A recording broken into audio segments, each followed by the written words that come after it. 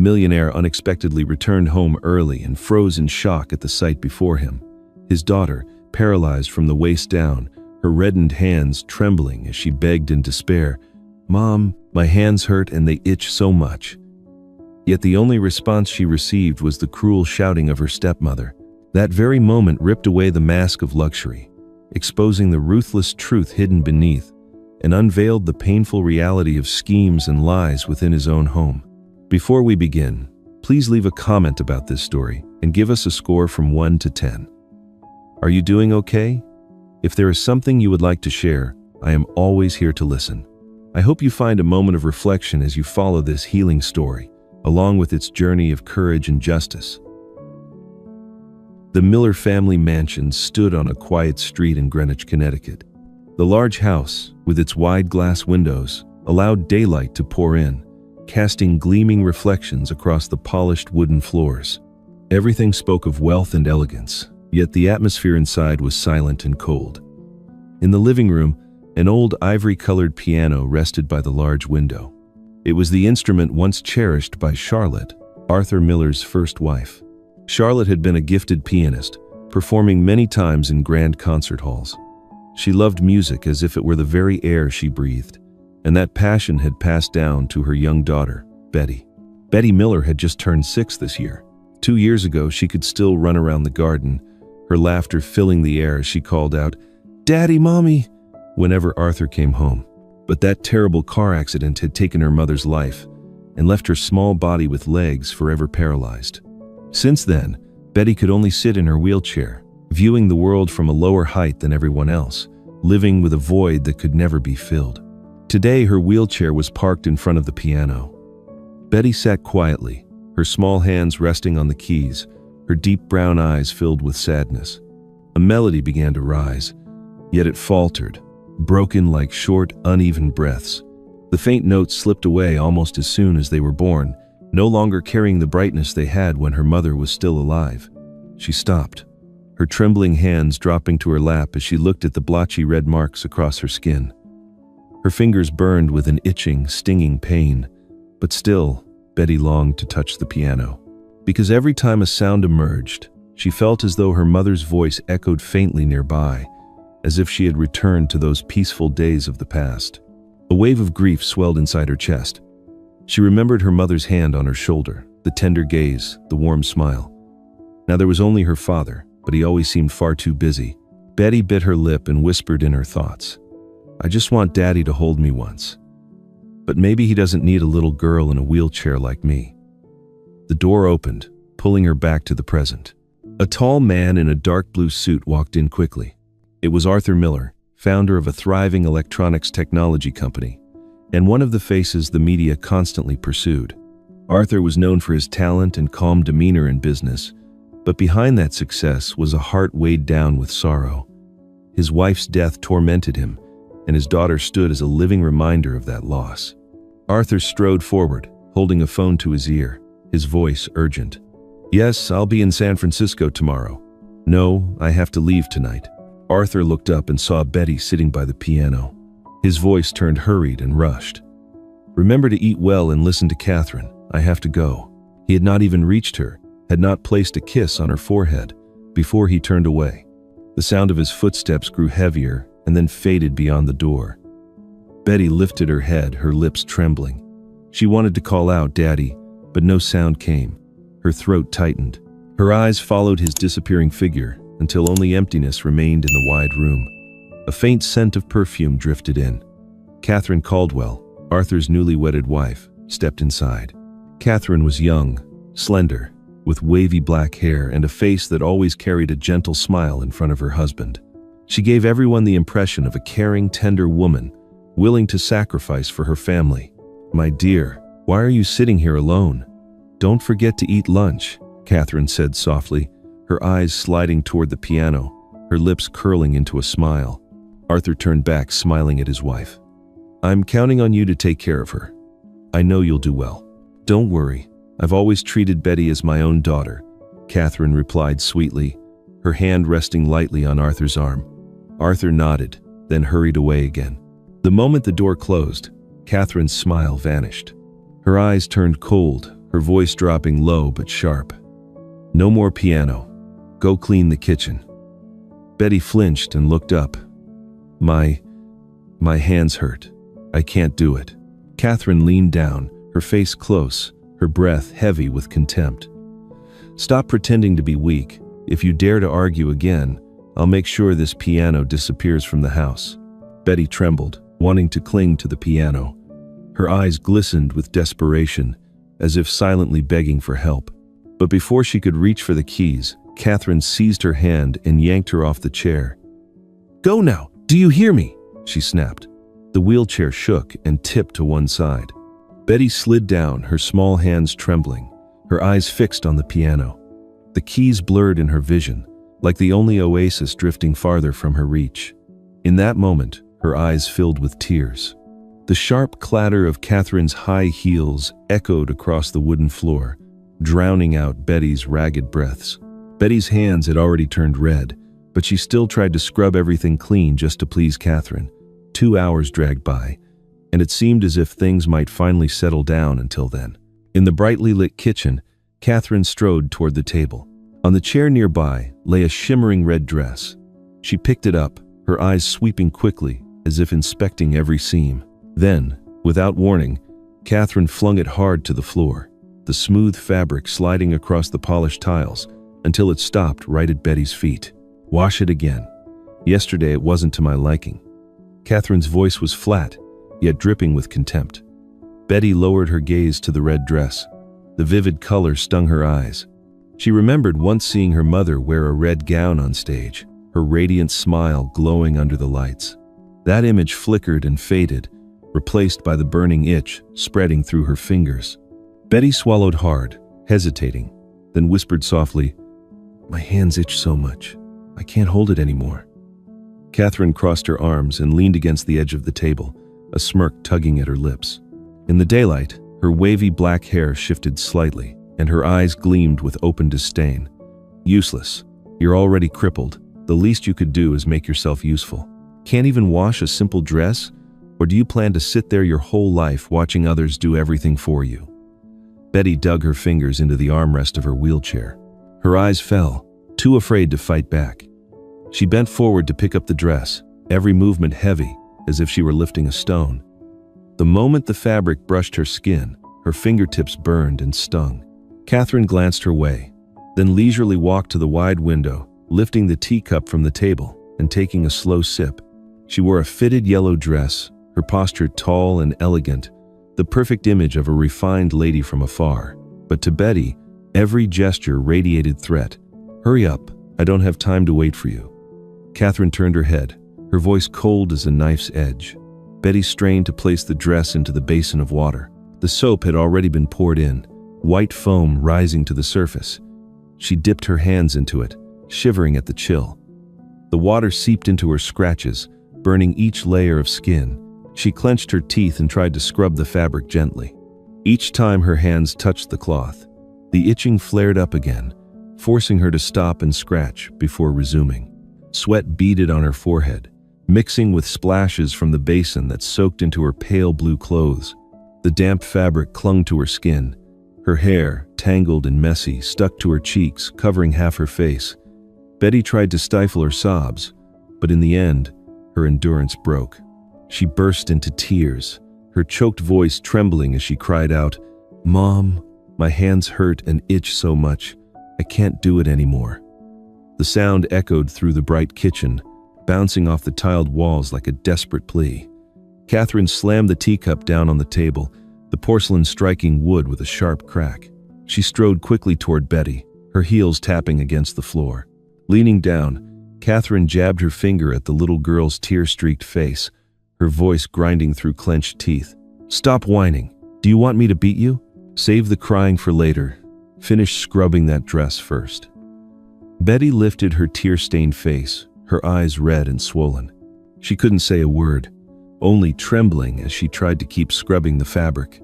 But this time, the tip of her finger split open, blood seeping out in tiny drops that mixed with the soap bubbles. She whimpered softly, then lost all strength, collapsing onto the floor, her wheelchair tipping to the side, wobbling. Betty's small body was soaked, shivering with cold. Catherine let out a scornful laugh, her voice sharp and cruel. A useless child. Did your father really think he was raising a treasure? You're nothing but a burden. Betty clutched her hand, her tiny fingers shaking uncontrollably. Every word Catherine spoke pierced her heart like a needle. She could only sob, the only wish in her heart echoing silently, "Daddy, come home. Don't leave me here anymore." Just then, the sound of the front door bursting open cut through the house. Heavy, hurried footsteps echoed, each step pressing against the air. Catherine froze, turning around. Arthur Miller appeared in the kitchen doorway. He wore a dark blue suit, his tie still loose, sweat glistening on his forehead. A partner had suddenly canceled an important meeting, so Arthur had turned his car around and come home without warning. The moment he stepped inside, he saw the scene. His daughter's clothes drenched, sitting helpless on the floor beside a basin of water, her hands raw and covered with scratches, sobbing in despair. And Catherine stood there in her tight yellow dress, her fingers still pointed, her voice caught in mid-yell. Arthur stopped cold. His chest heaved, his fists clenched tight. His eyes darkened, fury sparking like fire. In the brightly lit kitchen, the air turned suffocatingly thick. Betty lifted her head, her eyes wide in shock as she saw her father. Catherine flinched slightly, then forced herself to look calm. Arthur's voice thundered, hoarse and heavy, each word striking the air like a hammer blow. "Catherine!" The room froze. Betty trembled. Catherine stood paralyzed for an instant. And in that brief silence, a terrifying stillness fell, heralding the storm of rage about to explode. Arthur's heavy voice froze the air in the kitchen. Catherine stiffened, her face paling for a moment. Betty lifted her tear-streaked eyes, a glimmer of hope shining when she saw her father standing tall at the doorway. Arthur strode forward without hesitation. He bent down and scooped Betty up from the floor. Her small body was soaked, trembling in his arms like a fragile bird seeking shelter. "Daddy." Betty clung tightly to his shoulder, her voice breaking through sobs. Catherine quickly changed her tone, stepping after him. "Arthur, you misunderstood. I was only teaching her how to be independent. She needs to learn how to work. She can't stay weak forever." Arthur turned sharply, his eyes blazing red with anger, his voice thundering. "Enough! I saw everything with my own eyes. You have no excuse left." Betty buried herself deeper into her father's chest, sobbing, "Daddy, my hands hurt so much." Her words pierced Arthur's heart. He drew in a sharp breath, then carried her swiftly toward the front door. Catherine panicked, rushing after him, clutching his arm tightly. "Listen to me. She makes things up to get pity. I didn't do anything wrong. Don't let outsiders laugh at our family." Arthur stopped, turning his head to look straight at her, his voice ice cold. "From this moment on, don't ever touch her again." He shoved her hand away forcefully and kept walking. Catherine staggered back, her false mask shattering, her eyes flashing with hatred. Arthur carried Betty to the car and gently placed her in the back seat. He pulled the seatbelt across her, fastening it firmly as if trying to shield her from every pain. The car door shut, sealing them off from the heavy air of the house. The engine roared to life, and the car rolled down the sunlit road. Inside the vehicle, only Betty's faint breaths mixed with soft sobs. Arthur glanced at her through the rearview mirror. Her tiny hands clutched each other tightly, covered in red marks. After a long silence, Betty spoke timidly, her voice trembling with fear. You won't leave me again, will you?" Arthur's throat closed up. He didn't answer right away, his eyes fixed on the road ahead, though his eyelids felt heavy, glistening. That question cut straight into his heart, like a blade. His grip tightened on the steering wheel, and when he finally spoke, his voice wavered. "I'm here now." The car pulled up at Yale New Haven Hospital, one of the largest medical centers in the city. The grounds were shaded with trees, bustling with people coming and going. Arthur quickly lifted Betty into his arms and hurried inside. At the pediatric clinic, a middle-aged female doctor in a white coat stepped out. She had a petite figure, yet her eyes were sharp and stern. This was Dr. Evelyn Carter, a dermatologist specializing in pediatrics, who had spent many years treating children with chronic skin conditions. Her colleagues often described her as both strict and deeply compassionate. "Mr. Miller, is this the little patient?" Her voice was steady and clear. Arthur nodded and placed Betty on the examination bed. "Please, doctor, take a look at her, my daughter." His words trailed off, his voice tightening. Dr. Carter put on gloves and carefully lifted Betty's small hands. The moment she touched them, Betty flinched, her face scrunching up in pain. Red patches, scratches, and several cracked areas showed clearly under the light. The doctor frowned slightly, examining each finger closely. "Do you often have to dip your hands into soapy water?" she asked gently, her eyes still fixed on the skin. Betty looked at her father, then lowered her head and whispered, "Yes, I'm forced to wash clothes." Arthur clenched the armrest beside him, his teeth grinding. He didn't interrupt, only kept his eyes on his daughter, while a storm of anger and guilt surged inside him. Dr. Carter tilted her head, her gaze cold and piercing. She turned to Arthur and said curtly, "I need to run some quick tests. Please wait outside." Arthur nodded and stepped into the hallway. He sat down on a bench, his hands pressed against his forehead, drowning in helplessness. The image of Betty crying in the kitchen replayed in his mind, making him tremble uncontrollably. After a while, the door opened. Dr. Carter came out, holding a clipboard. She looked straight into Arthur's eyes and spoke firmly, without hesitation. "These are not accidental injuries. The girl has been subjected to abuse over a long period of time." They spoke for several minutes, and with every word that left the doctor's mouth, Arthur's face grew heavier, weighed down by anguish. After many hours at the hospital, Arthur carried Betty back to the house that had once been their home but now was filled with a cold silence. As the door opened, the familiar space appeared before him, yet this time Arthur saw everything differently. The sofa, the staircase, the framed pictures on the wall, all seemed to bear witness to the silent suffering his daughter had endured. Betty was exhausted. Arthur pushed her wheelchair into the bedroom. He pulled the blanket up to cover her and sat down beside her. Her tiny hand was still carefully bandaged, with frail fingers showing through in a way that pierced his heart. The little girl looked at her father, lips trembling as if she wanted to say something, but then she remained quiet. Arthur placed his hand on her shoulder and whispered, "Rest now, I'm here." Betty's eyes filled with tears. She gave a faint nod, then closed her eyes as her breathing slowly steadied. Arthur stayed still for a while, watching her sleep, his chest torn between pain and determination, silently vowing he had to act. Once he was certain Betty had fallen asleep, he stood up and quietly left the room. His footsteps echoed heavily down the long hallway, each sound like a reminder of the responsibility he had neglected. Arthur walked straight into his study, the door closing behind him with a dry click. The room, once the place where he closed million-dollar deals, now felt like a refuge, a place where he was forced to face the truth. He sat in the chair, took a deep breath, then leaned down to pull open the bottom drawer of his desk. Inside, a small black USB drive lay among several folders. Arthur picked it up, his hand trembling slightly. The chill of that tiny object made his heart pound.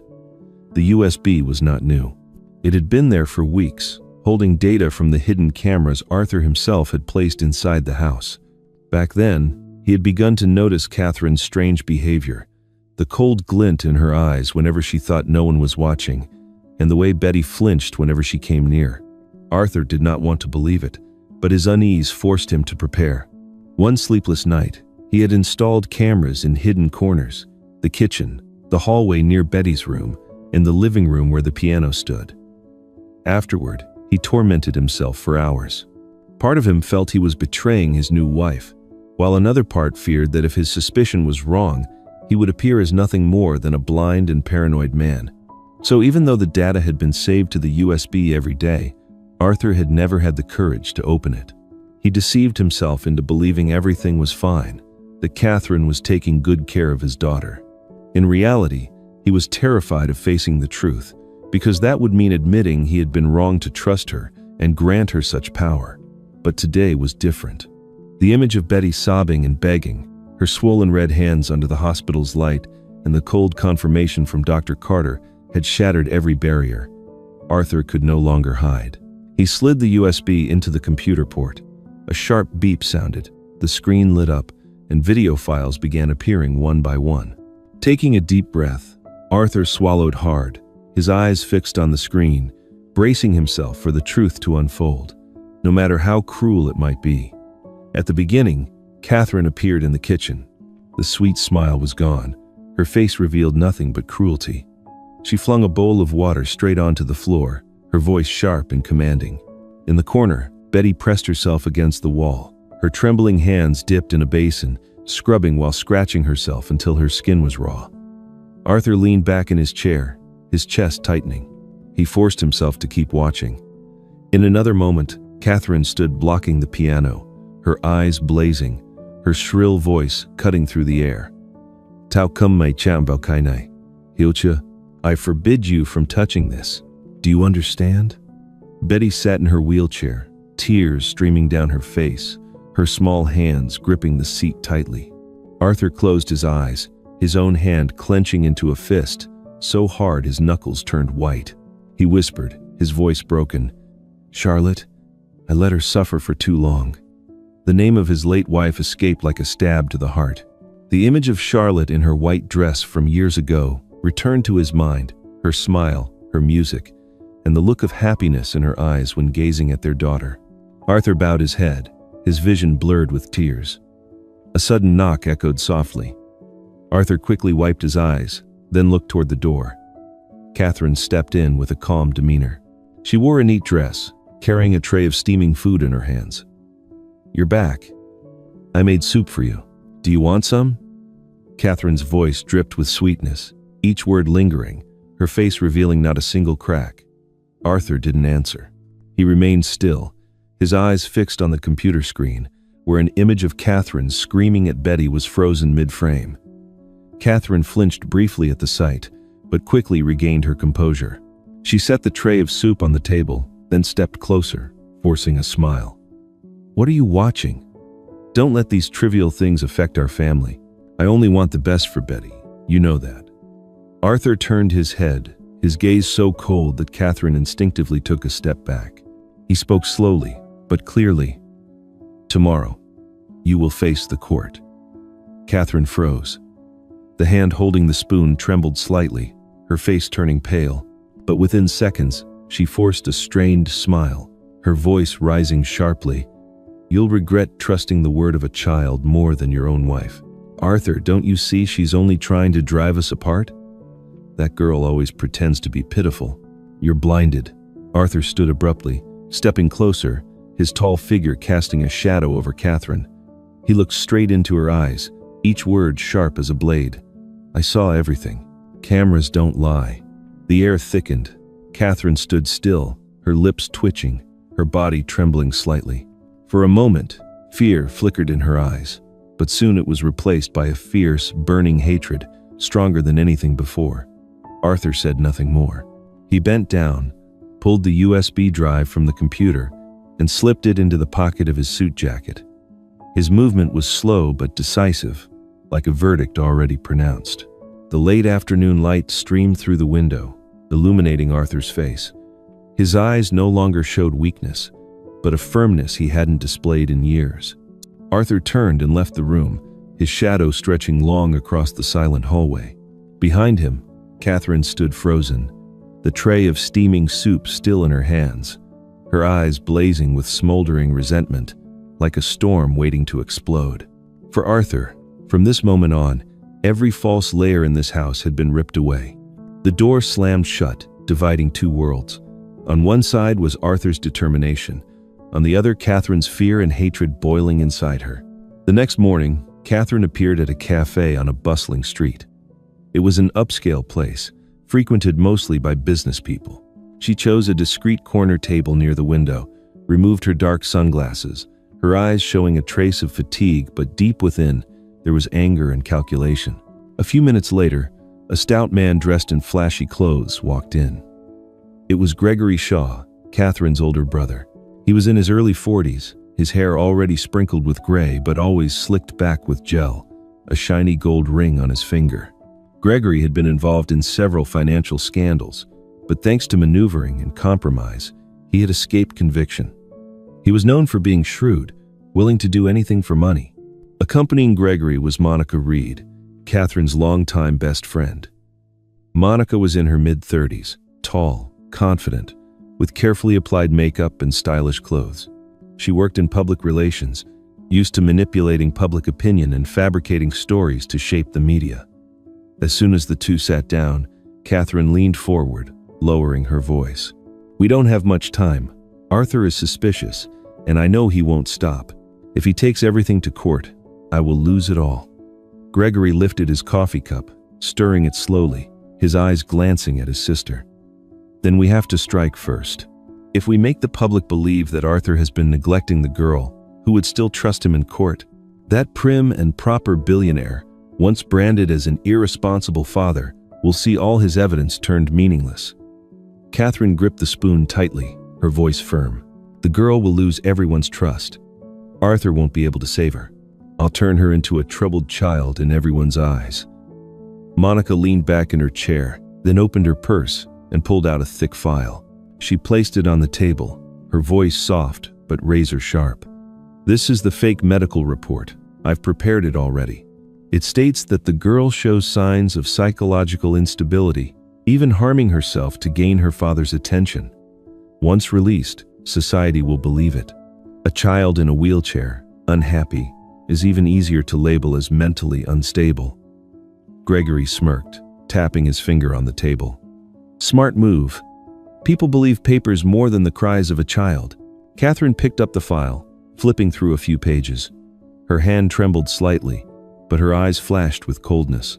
Suddenly, she burst into laughter, a dry sound echoing through the elegant cafe. "I won't let a child in a wheelchair steal my spotlight.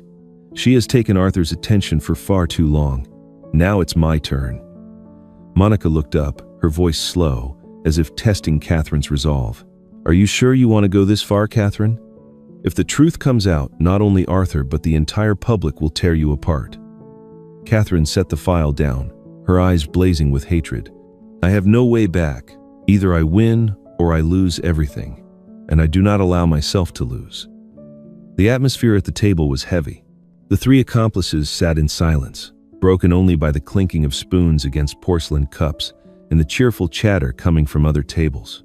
But in this corner, everything thickened with deceit and malice. While Catherine conspired with Gregory and Monica, elsewhere Arthur sat in a lawyer's office. The room was quiet, shelves stacked with rows of legal files. In front of him sat Michael Harris, a tall, stern-faced attorney in his 40s. Harris was well known in legal circles for defending children who had suffered abuse. He had a reputation for being straightforward, nearly impossible to bribe, and had won many major cases. Arthur placed a USB drive on the desk, sliding it toward Harris. His voice was deep and resolute. "All the evidence is here. I want to put an end to this." Harris inserted the USB into his laptop and silently reviewed the files one by one. He did not appear surprised, only nodded, his eyes darkening with each passing moment. After a few minutes, Harris looked up, his voice firm. "We have enough to take Catherine to court. On top of that, Dr. Carter's testimony will be undeniable evidence. I will begin drafting both the divorce petition and the criminal complaint for child abuse. Mr. Tend, Miller, from now on, you must prepare yourself for a long fight." Arthur nodded, his hand clenching tightly into a fist. In his eyes there was no hesitation left, only iron determination.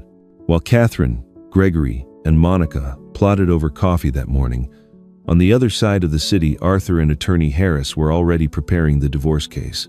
An uncompromising confrontation was taking shape, signaling that the day of truth being revealed was no longer far away. That morning, the gray sky cast a shadow over the imposing building of the New Haven County Courthouse. Outside, a dense crowd had gathered. Reporters and photographers pushed against one another, camera flashes exploding non-stop. The sound of restless chatter echoed up the steps leading to the main doors. A black car stopped at the gate.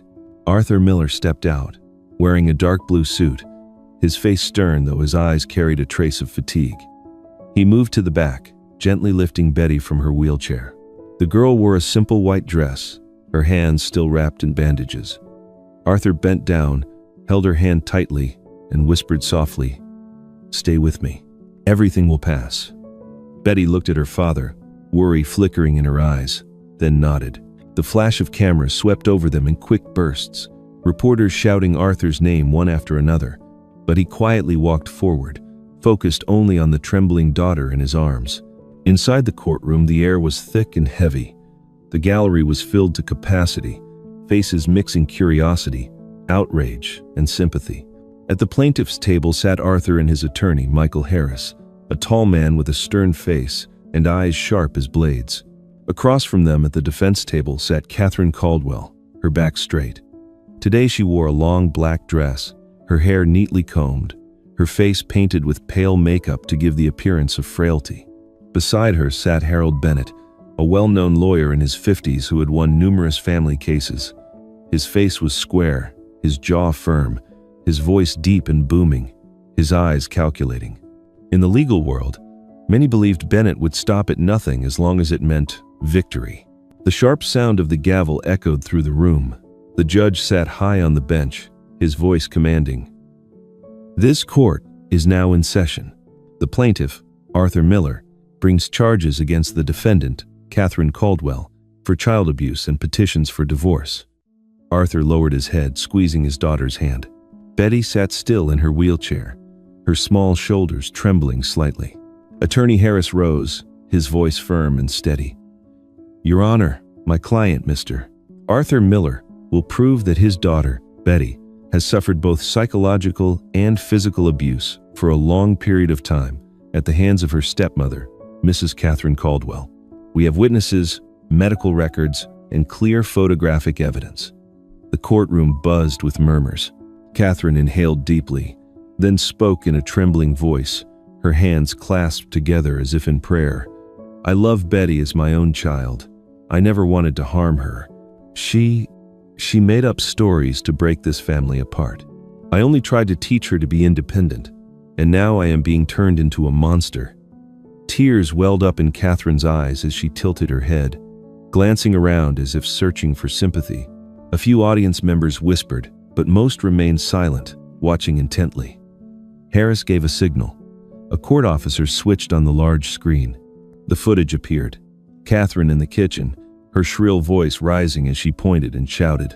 Betty trembled, her hands red and burning, struggling to wash clothes before breaking down in tears and begging. The sound echoed, each sob reverberating through the room. The courtroom froze. No one whispered anymore. Every gaze locked on Catherine. Her face turned pale, her lips trembling. Harris turned, his voice sharp.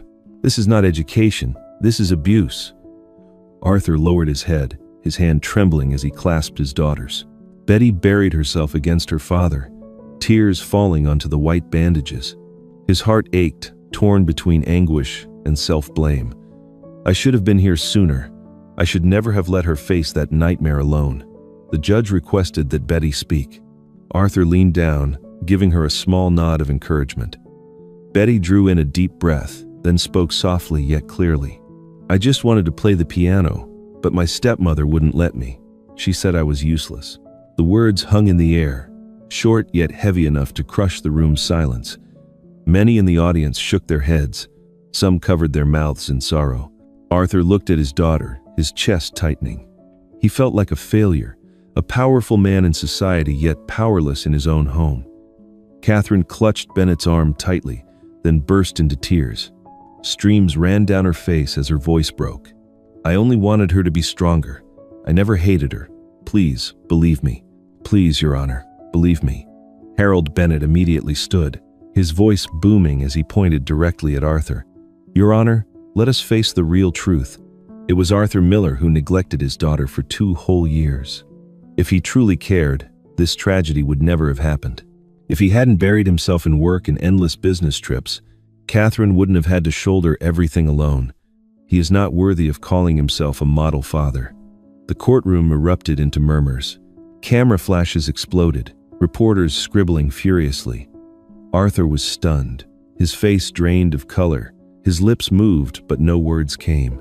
The accusation pierced straight into his deepest guilt, the very thought he had long condemned himself with. In that moment, Arthur sat motionless, still clutching his daughter's hand, his gaze clouding over. He could not find an answer, had no idea how to respond, and the entire room seemed to hold its breath, waiting for what would come next. The accusations of Harold Bennett still echoed, making the atmosphere in the courtroom tense like a stretched string. Arthur sat motionless, his eyes heavy, his hand gripping Betty's but unable to utter a single word. Yet the judge would not allow the silence to last too long. He struck the gavel firmly, his voice resounding. "Proceed with the witness examination." The side door opened, and a familiar figure walked in. "Doctor." Evelyn Carter stepped up to the stand, her white coat pristine, her face stern. She had been the one directly treating Betty, and today her words would weigh more than any defense. "Doctor," Carter greeted the judge, then spoke clearly, each word steady and firm. "I examined little Betty Miller. The injuries on her hands are not the result of a single fall or an accidental incident. They are the consequence of repeated exposure to soapy water and chemicals. This is a typical sign of prolonged abuse." A wave of murmurs swept across the courtroom. Some people turned to glare at Catherine with furious eyes. Attorney Bennett shot to his feet, his tone sharp and harsh. "Doctor Carter, are you absolutely certain a child could hurt herself? Can you swear there is no chance Betty inflicted these injuries on her own?" Carter did not waver, her gaze fixed directly on Bennett. "I am certain. With my many years of medical experience, I can state without doubt that these are not self-inflicted injuries. A 6-year-old child in a wheelchair cannot repeatedly cause herself harm in this way. This is the result of being forced into excessive labor." The room sank into silence, broken only by the scratching of pens and the flash of cameras. Arthur sat still, his hand trembling. He wanted to shout out his gratitude, but instead he lowered his head toward Betty, his heart overflowing with both anguish and relief. The judge nodded and signaled for the next witness. A female police officer stepped forward in her blue uniform, her brown hair tied neatly back, tall and lean, her eyes sharp. Her voice rang out firmly. "I am Inspector Angela Brooks, in charge of investigating the complaints filed by the Millers' neighbors." Angela opened a file, flipped through a few pages, and presented her findings. "We interviewed 8 witnesses living near the residence. 4 of them testified that they frequently heard Catherine Caldwell shouting, followed by prolonged crying from little Betty. 2 others reported seeing the child pushed outside in her wheelchair, her clothes drenched, hair disheveled, eyes swollen from crying. These were not isolated incidents, but recurring events over many months. Her testimony struck the courtroom like a blade. Catherine shrank back, her composure unraveling. Angela turned, her voice firm. "In the course of our investigation, we also questioned those close to Mrs. Caldwell.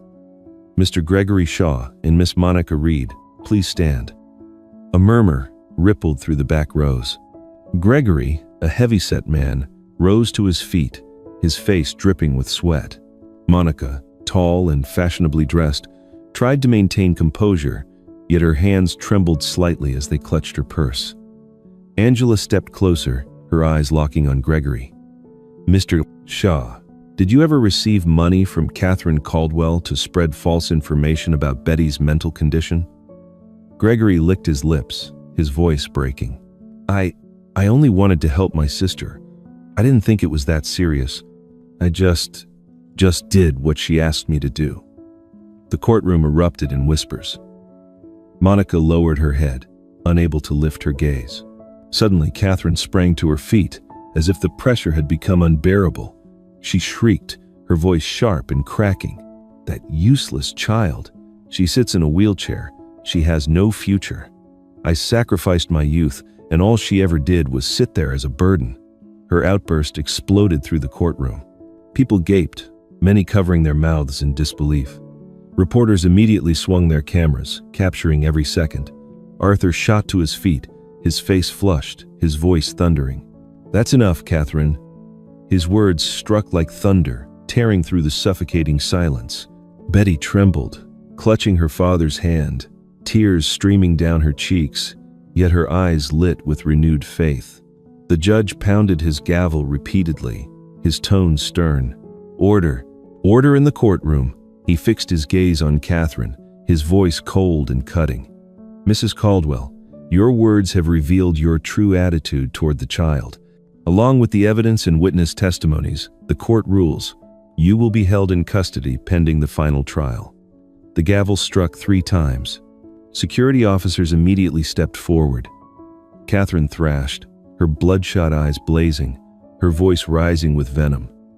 "I won't let this stand. I'll get it all back.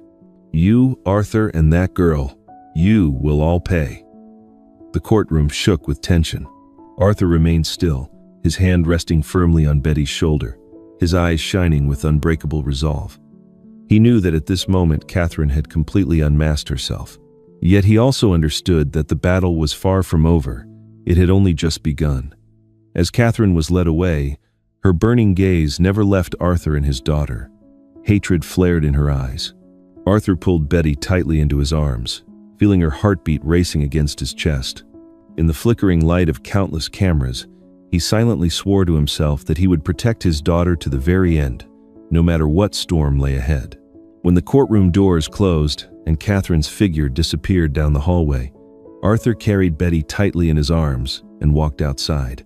The crowd of reporters still buzzed, flashes burst without pause, yet he did not look at anyone. Each step away from the courthouse felt like closing the final chapter of a dark period in his life. Arthur never returned to the grand mansion again. That house was nothing more than a memory of deception and pain. A few days later, he moved Betty to a small home in Greenwich, a quieter place, far from whispers and gossip. The new house was not luxurious. There were no tall iron gates or ornate gardens.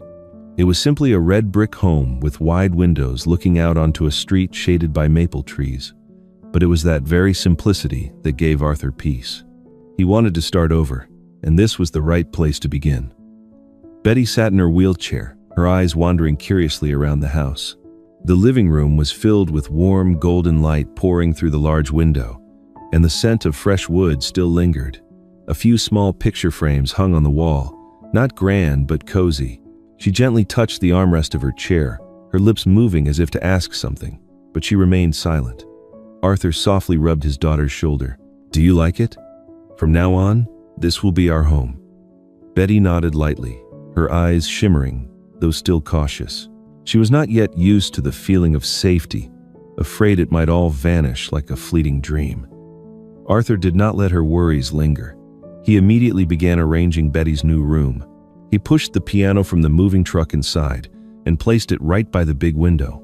When the afternoon sunlight streamed down, the black and white keys gleamed as though they had been brought back to life. Betty sat still, her eyes widening at the familiar instrument. For a moment, a spark of childlike excitement flickered in her gaze, something that had been missing for far too long. Arthur realized that her heart was still tied to music, the last place where Charlotte's light remained. "Do you want to try?" Arthur asked, his voice deep and warm. Betty lifted her bandaged hands, then pulled them back. She shook her head gently, her voice barely audible. I'm not ready yet." Arthur nodded without pressing her. He smiled, laid his hand on the piano, and played a simple chord. The sound rang out, pure and clear, enough to make Betty lift her head, the faintest smile appearing on her lips. It was the smile Arthur had longed to see for so long. Late in the afternoon, the small kitchen was filled with the sweet aroma of chicken soup. Arthur carried the steaming bowl, sat down at the table, and patiently lifted spoonfuls to feed his daughter. Betty hesitated as she accepted it, her eyes filled with both gratitude and unease. "Dad," she whispered. Arthur looked up, his gaze gentle. "Do you want to say something?" Betty's voice trembled, her small hands clasped tightly together. "I'm afraid that one day you'll leave me again. I don't know if I could bear it." Her words pierced Arthur's heart like a blade. He set the spoon down, his chest tightening with pain. All these years, he had believed that providing material comfort was enough, never realizing that his little girl had been living under the constant fear of abandonment. Arthur leaned down, wrapped his arms around her, and held her tight, as if trying to make up for all the lost years. "Listen to me. I'm not going anywhere anymore. You are everything to me. You are the reason I keep going." Betty buried her face against her father's chest. Hot tears streamed down, but this time they no longer carried the weight of despair. In that embrace, she finally found the refuge she had always longed for. As night fell, Betty was asleep peacefully in her own room. Arthur sat alone in the living room, the warm yellow lamplight falling across his weary face. In his hands was a photograph of Charlotte, his late wife. Her smile in the picture, her bright eyes as she held baby Betty, seemed to come alive before him. Arthur whispered, his voice breaking with emotion. "I was so wrong, Charlotte. I let her suffer so much after you were gone. But this time, I promise, I will protect her, no matter what it costs." He sat there for a long time, staring at the photograph as if speaking with the one who had departed. Deep inside, he knew Charlotte was the invisible bond that had always kept father and daughter connected.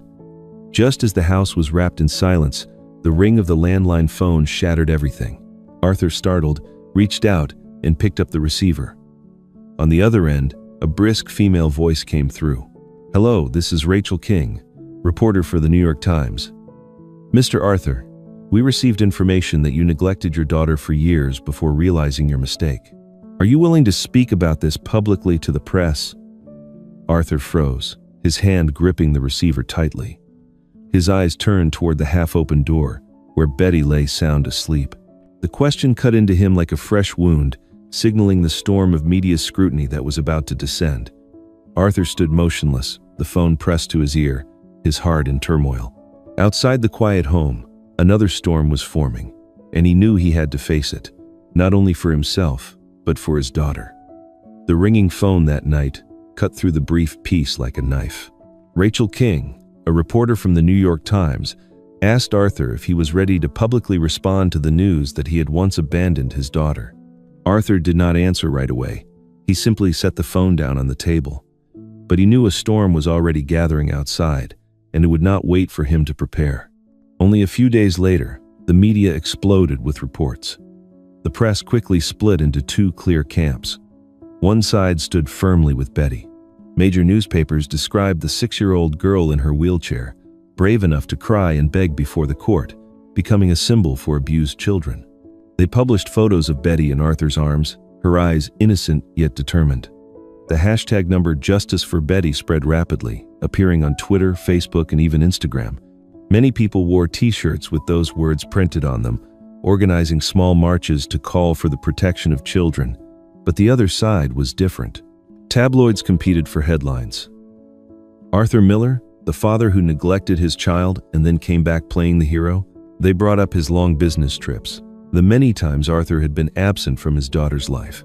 Some articles dug into his personal guilt, stirring public doubt. If he truly loved his daughter, how could he let such terrible things go on for so long? Arthur read those words inside his small house in Greenwich, his heart tightening with every line. He did not argue back, because he himself had often been filled with self-blame. It was true he had been absent. It was true he had let his daughter feel alone. But he could not allow the truth to be twisted any further. That day, Arthur made his decision. He contacted Attorney Harris and arranged for a public press conference. The hall was packed with reporters, camera flashes exploding nonstop. On stage, Arthur wore a simple gray suit, his face thinner but his eyes resolute. Beside him, Attorney Harris sat upright, files neatly arranged in front of him. In the audience, Betty sat in her wheelchair with a nurse at her side. She looked around, her eyes both curious and tense. Arthur stepped up to the microphone. The room went silent. He drew a deep breath and spoke with a steady voice. "My name is Arthur Miller. I will not deny it. I was wrong when I let work consume me, when I let my daughter endure loneliness. But the truth must be seen clearly. My little girl was abused, and I swear I will never allow anyone to lay a hand on her again." He gave a signal. The screen behind him lit up. Videos from a USB began playing. Catherine shouting, Betty sobbing, her small hands red and swollen. Then came Dr. Carter's medical report. The atmosphere in the room grew heavy. A few reporters lowered their pens, their eyes brimming with tears. Arthur continued, his voice lower but firm. "This is not just the story of me and my daughter. This is the cry of thousands of children forced to live in the shadows. I cannot change the past, but I can speak the truth. so that no other child will ever have to suffer what my daughter has suffered." Thunderous applause filled the hall. Some journalists wiped their eyes. Within hours, television networks broadcast the speech nationwide. Public opinion shifted. The hashtag number Justice for Betty flooded social media, becoming a rallying banner for the child protection movement. Betty slowly stepped out of the shadows. Arthur brought her to a community therapy group run by a nonprofit organization. The room was bright, its walls covered with children's drawings, and the tables and chairs painted in cheerful colors. There, Betty met many children with stories like her own. Some had been abandoned, some had suffered abuse. During one session, a shy little girl with curly hair turned to her and asked, "Are you still scared?" I have nightmares every night." Betty stayed quiet for a moment. Then she smiled, a faint but radiant smile. "Yes, but I have my dad with me. I think, as long as I have him, I won't be as afraid as before." Her answer silenced the room. A few children stared at her intently, then small smiles began to appear on their faces too. In that moment, Betty was no longer just a victim. She became a source of strength for children still struggling to find their trust again. Arthur stood at a distance, his throat tightening. He understood that his daughter was not only healing, she was slowly becoming a small light for others. One evening, after father and daughter had just finished dinner, the doorbell rang.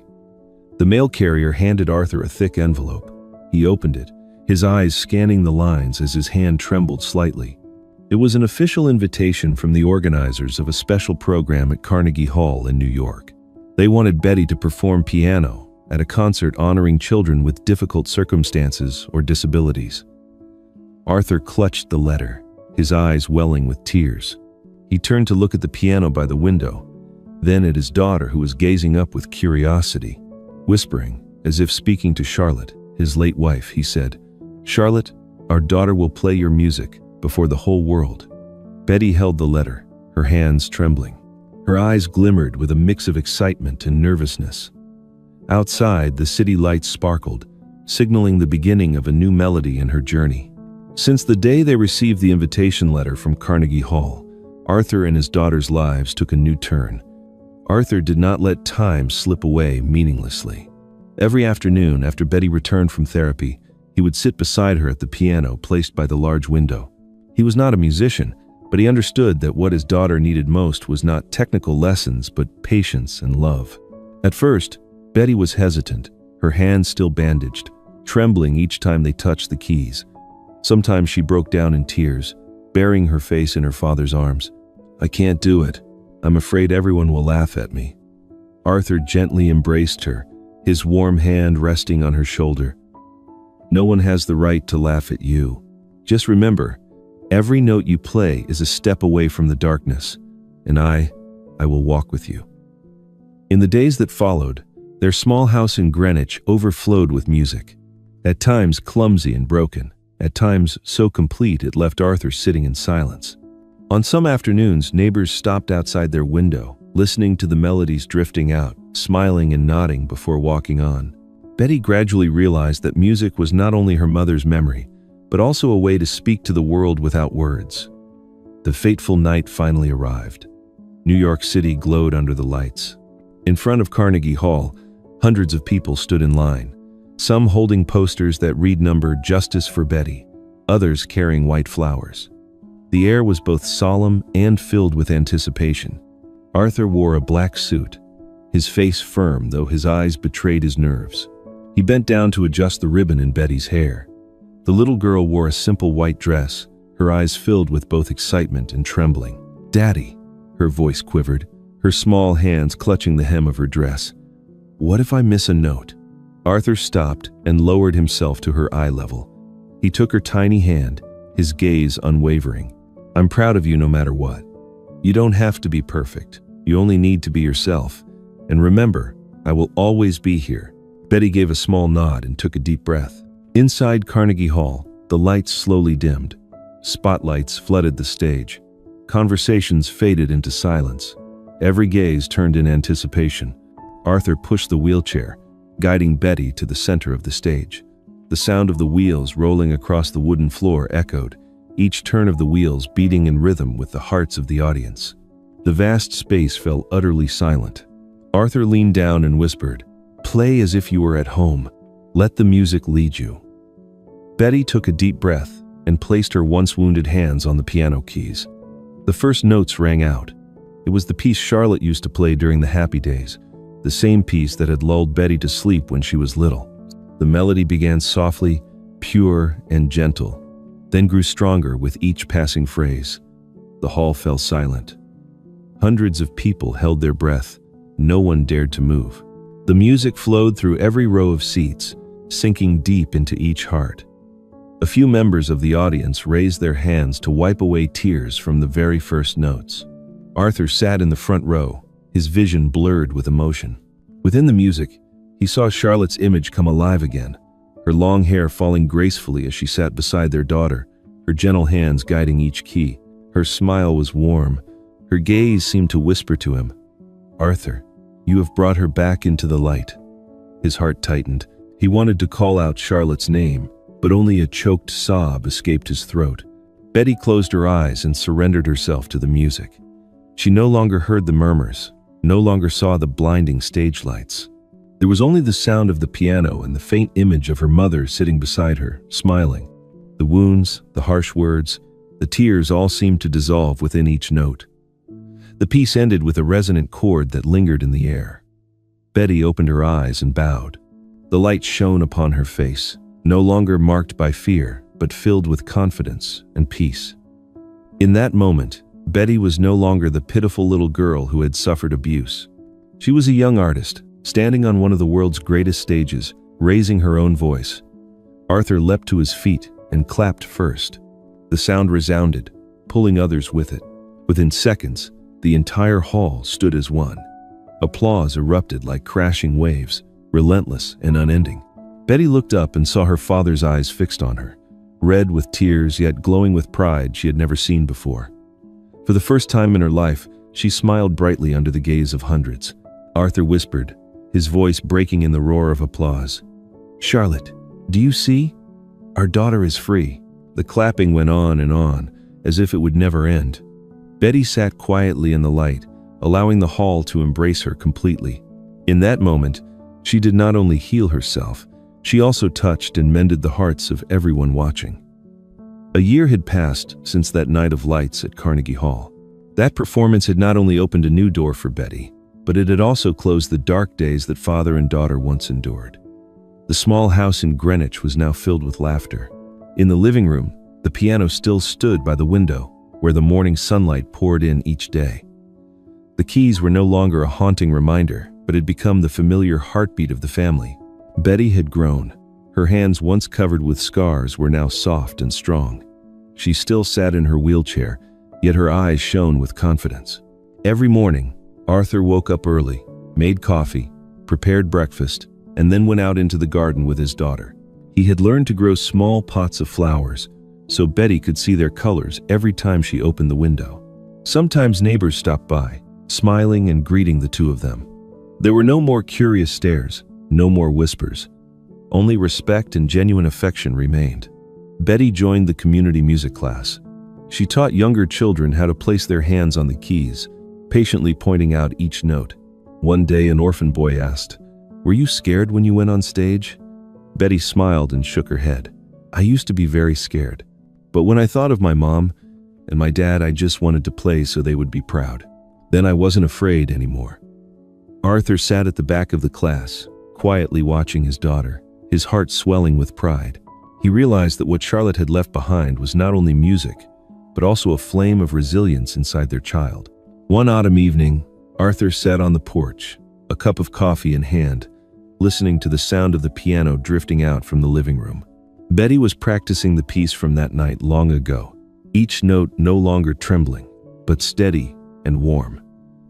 Arthur looked up at the sky, where stars glittered. He whispered, as he often did whenever he thought of Charlotte, "Do you see this? She didn't just survive, she shines. Thank you for giving me the chance to begin again." Inside the house, Betty called out, "Dad, come listen to me play." Arthur chuckled, stood up, and walked inside. The door closed, leaving only the gentle autumn wind outside. Within the sound of the piano and the echoes of laughter, father and daughter found the most precious gift of all: peace. The story has come to an end, yet its echoes still linger. From those painful tears, that little girl finally regained her trust. She found love once again in the arms of her father, a millionaire, but above all, a man who knew how to awaken at the right moment. The message that Story 4 Heart wants to deliver is clear. The wicked will always be punished, and the good will surely be rewarded. No matter how thick the darkness may be, the light of truth and justice will always shine through, bringing hope to those who are suffering. This is the true power of heartwarming stories, touching stories where we can see the reflection of ourselves, of our families, and believe that love will always be the lifeline that saves people from despair. And now, I want to hear from you, our beloved audience. Have you ever witnessed a moment when good triumphed over evil? Do you believe that love can heal even the deepest wounds? Do not forget to leave a comment so we can share together, because every story, every feeling of yours is truly precious to us. And more importantly, I really want to know, are you doing okay? If today you feel tired, please remember that Story 4 Heart is always here, bringing you moments of peace and warmth. Hit like, subscribe to the channel, and share this story so that the message of humanity can reach even more people.